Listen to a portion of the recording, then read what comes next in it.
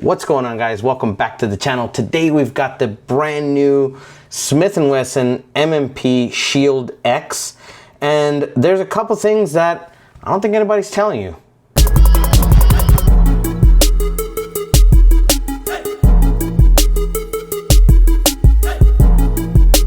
All right, so let's jump right into it. A couple things that I've noticed on the gun right away. I just picked this up today. I haven't put a single shot through it.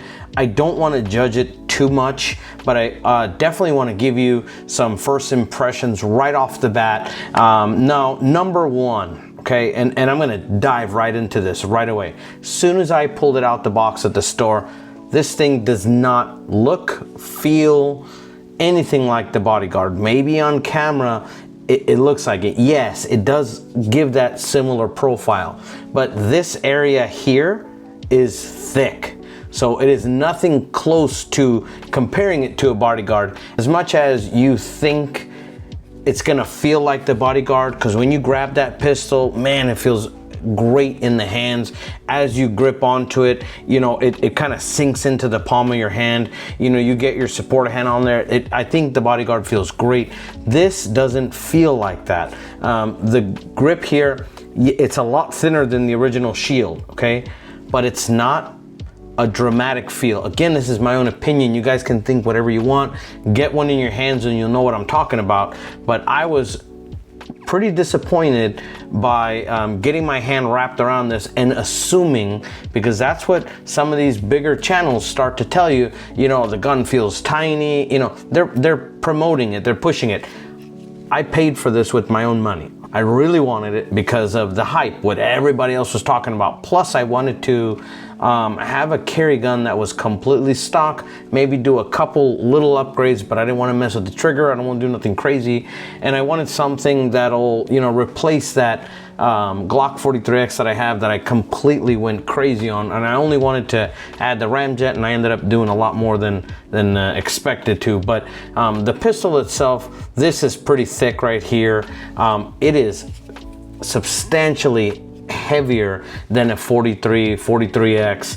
I've got the X Macro. It feels heavier. So when it comes to the barrel length, this is a 3.6 inch barrel, and that's definitely going to help out with recoil. Right now, I'm not saying that I'm disappointed, but I'm not excited about owning this thing, okay? I wouldn't be surprised if I get rid of it. Now, I think I'm getting a little over my head by saying that I might get rid of it when I haven't even shot it yet. Maybe I'll shoot it and it's gonna be just fantastic.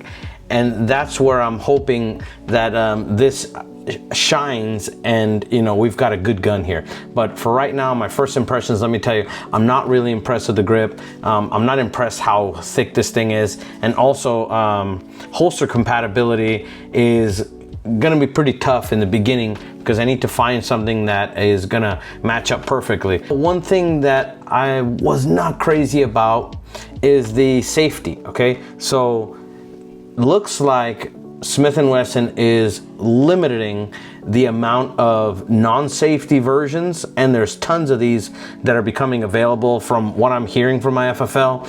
And you know, they called me up and said, hey, we got one, you know, we can secure one with a safety on it. Do you want it? And I was like, well, all right, let's get it. So I got it. Now, I'll tell you, the safety, even though I'm not a fan of these, is very hard to actuate. So if you can see, I'll actuate it here in front of you. Let's do this here. You really got to get on it and click it up. So it's not something that I worry about that I'm gonna accidentally flip on, because you're definitely not gonna do it. Argue with me all you want, come and grab this and you know, try to put that safety on.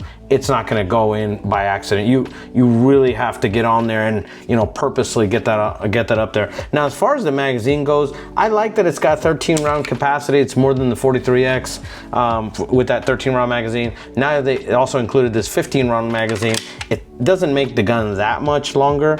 So I would rock it in this configuration here too. So I would do the flush fit or the extended. I don't see that bugging me. Now, I know the older Shields, people would complain about when you reload, you would catch your hand. I did this a couple times off camera where I've just slammed it in there just to see if I would, you know, catch myself. Not at all. I don't see that being an issue whatsoever. So yeah, here's the brand new Smith & Wesson Shield X. Now, before I wrap up the video, I did grab my P365 with the Radiant Ramjet on here. I want you to see the size differences between the two pistols, and this kind of blew me away. You know, when I put these two together, they are from, you know, back plate to back plate. They are identical as far as length. Now, the P365 does have the Radiant Ramjet, so it's a shorter barrel, but I do have the compensator up front. This feels really light in the hands. This shoots amazing. I love how this gun shoots, and I'm obsessed with these Ramjets. And this one here feels a lot heavier, you know, feels more like a full-size pistol. So hopefully it performs well, and you know, we'll head out to the range here in the next couple days. I'll make sure to, you know, bring some of these to as a comparison, just so you guys can check it out. Guys, I appreciate you watching, and I'll see you in the next one.